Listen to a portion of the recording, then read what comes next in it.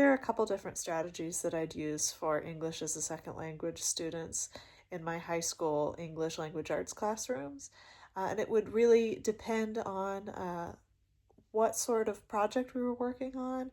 For instance, if we were reading a book like The Adventures of Tom Sawyer that has lots of available translations into different languages that can be obtained pretty easily, I would definitely offer a translated copy of the book.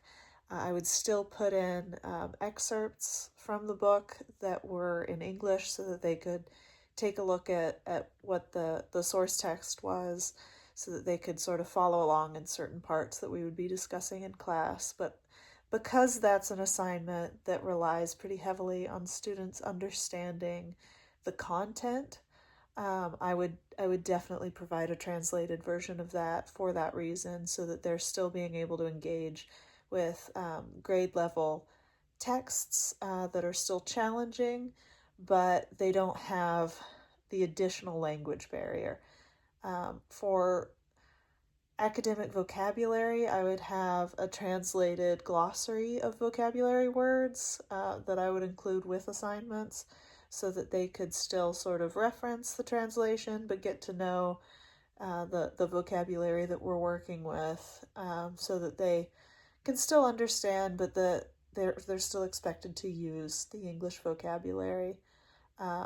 For grammar related assignments, I would want those to be in English, but I would probably be more lenient for mistakes, because we all make mistakes when we're learning new languages. But overall, I think that so long as you're not using translation 100% of the time, and you're using it thoughtfully and asking yourself, what is the point of this assignment? What do I have as my goals for it? And is understanding precise language more important than understanding content?